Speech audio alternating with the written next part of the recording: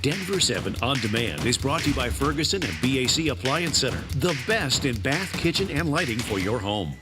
I'm Brian Sanders. And I'm Molly Hendrickson with the latest from Denver 7. This is your last week to weigh in on plans for redeveloping the Loretto Heights campus in southwest Denver. This area was a school campus for nearly 130 years, but the owners sold it 2 years ago to a developer.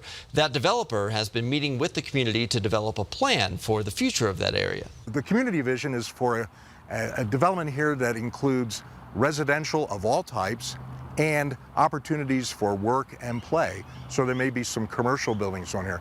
This building, we don't know what it'll be used for yet. One of the things we like to do as developers is kind of embrace that history. We've done a lot of research and looked through archives at Loretto Heights and plan to incorporate that in our developments. Tuesday night is the third and final community meeting. It will be on the Loretto Heights campus. That meeting runs from 6 to 8 p.m. and then Friday is your last day to weigh in online.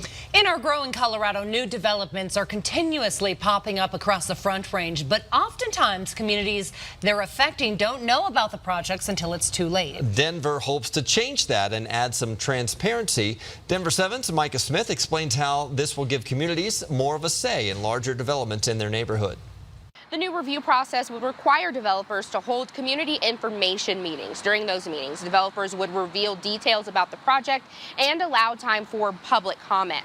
The new Large Development Review, or LDR, process is designed to include the community and neighborhood in more steps of the development process. City leaders say it's also designed to make sure communities are enhanced. For example, developers would need to provide infrastructure improvements, publicly accessible open space, parkland, and quality design. In order for the large development review process to work, the Community Planning and Development Department had to amend certain zoning codes and other rules. One of the proposed rules requires enhanced open spaces. So instead of just a parking lot, developers would need to put in more usable green space. In the past, in order to be considered a large development under the previous process, the general development plans, the project had to be 10 acres or more. The proposal is to lower that to just 5 acres. The Denver Planning Board will hold a public hearing on all of these changes. That's happening on July 17th. Reporting in Denver, Micah Smith, Denver 7. Right now, the water is still moving fast in some of our local rivers and creeks. This is video from Silverthorne along the Blue River. You can see how fast it's moving. And this isn't even the strongest speeds the current hit on Monday, which are the fastest we've seen since 1983. This season, at least 15 people have died on Colorado waters or are still missing. 4 were killed during commercial rafting trips. Most of those accidents happened on rivers and creeks, and a few occurred on lakes. Denver Public Schools could make a big investment when it comes to safety. The City Council will debate Tuesday whether to pay $2 million to get more school resource officers on campuses. If the money is approved, the officers would start this fall. Centennial is now the latest Colorado city to ban urban camping. Late Monday night, city officials unanimously voted to prohibit the homeless from camping out on public property. While it isn't currently a major issue there, tents have been spotted along trails, creeks, and canals there. Denver, Parker, and Boulder all have similar bans already in place. One local family's flight home to Denver turned into an absolute nightmare. They reached out to Contact 7 to share their story. Jamar Mayfield says he was about to board a Spirit Airlines flight in LA back to Colorado when a ticket agent said he needed to show a birth certificate for his twin 2-year-old sons. He didn't have those documents and didn't need them at DIA. After unsuccessfully pleading his case at LAX, he ended up renting a car and driving all the way back to Colorado. I came from Denver to here on the same airlines. There shouldn't be no problem. If they were going to do this, they should have did this out there. We shouldn't have been able to board that plane without the birth certificates. But they were like, well, there's nothing we can do. Spirit Airlines says Mayfield's sons were traveling as lap children, which is against federal safety regulations for any child older than 2. A spokesman told us they offered to sell Mayfield 2 extra tickets. Mayfield says he was never given that option. Well, you probably see at least 1 or 2 on your drive into work. New express lane projects. So whether it's I-25 or I-70, pay-to-use lanes are being added in every direction across the metro. Denver 7's Nicole Brady has more on how you can weigh in on the future of toll lanes in our state. Tonight and tomorrow night, CDOT will be calling drivers in the metro, or you can call in yourself. We posted the number on the denverchannel.com. CDOT wants to expand express lanes around the metro area and wants to hear from drivers about that. We've already seen express lanes on US 36 between Denver and Boulder, I-25 between downtown and 120th Avenue, and I-70 between Idaho Springs and Empire. Every other major highway road project right now currently includes express lanes. They're being built on C470, the Central 70 project, the I-25 gap between Colorado Springs and Denver, and I-25 North. CDOT says the revenue from these lanes is helping them tackle new projects faster and that they make everyone's trip smoother. We found that the benefits of express lanes help all lanes. So whether you're paying or not to be in that lane, you're going to get the benefit of that extra capacity. You don't always have to pay to use the express lanes. Some of them also allow free trips if you have enough people in your car. On US 36 here, it's 3 or more people that have to be in your car. Of course, you do need that transponder to switch it to HOV if you plan to use it that way. Nicole Brady, Denver 7.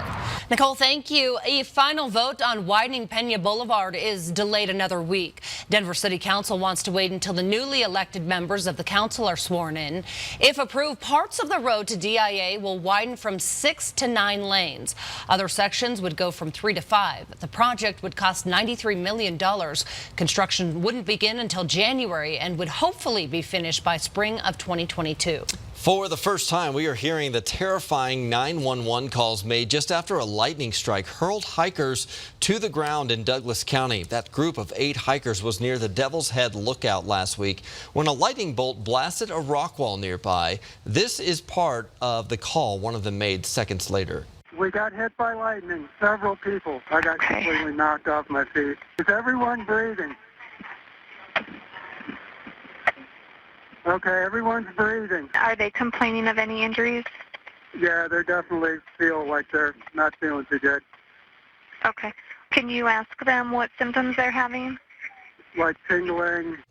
Yeah, all over their body. The full recording details the exhausting length search and rescue crews went to get this group to safety. Thankfully, no one's injuries were life-threatening.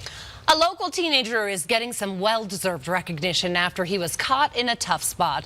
By now, you've probably seen the video of parents and family members attacking each other at a youth baseball game in Lakewood.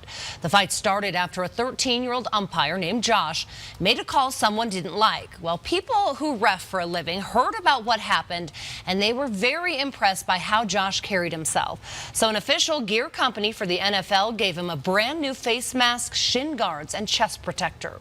This kid's going to be successful in whatever he decides to do. I just admire him for being 13 years old and acting like an adult in a situation where adults acted like children. I just want to say thank you to everyone, for coming together and helping me out, because I really do appreciate it a lot. The NFL ref you heard from there says there is a big shortage of umpires on the youth and high school levels and was happy that Josh is sticking with the job.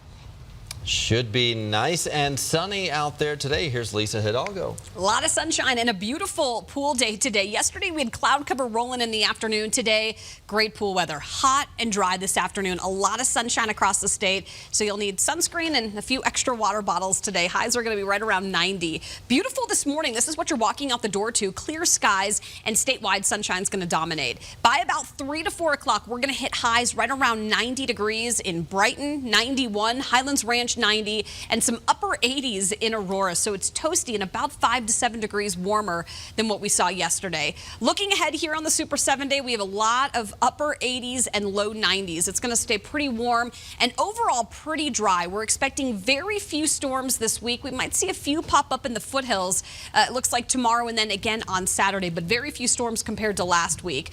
Only 7 days so far this year in the 90s. So we're going to add on to that list this week as it heats up pretty much again all week long and into the weekend. Thursday, we're at 92. On Friday, the Rockies are back home, and that weekend, we've got some pretty good baseball weather, although it is going to be pretty hot. Slight chance for an isolated late-day storm. By first pitch, we're at 88 degrees on Friday, and then 70s by the end of it, and you've got some pretty warm games on both Saturday and Sunday, too, you guys. Highs are going to be in the upper 80s to low 90s through the first of next week. Thank you, Lisa, and thank you for watching this Denver 7 Now update. Check back here later today for another update and download the free Denver 7 app for breaking news and alerts. Happy Tuesday.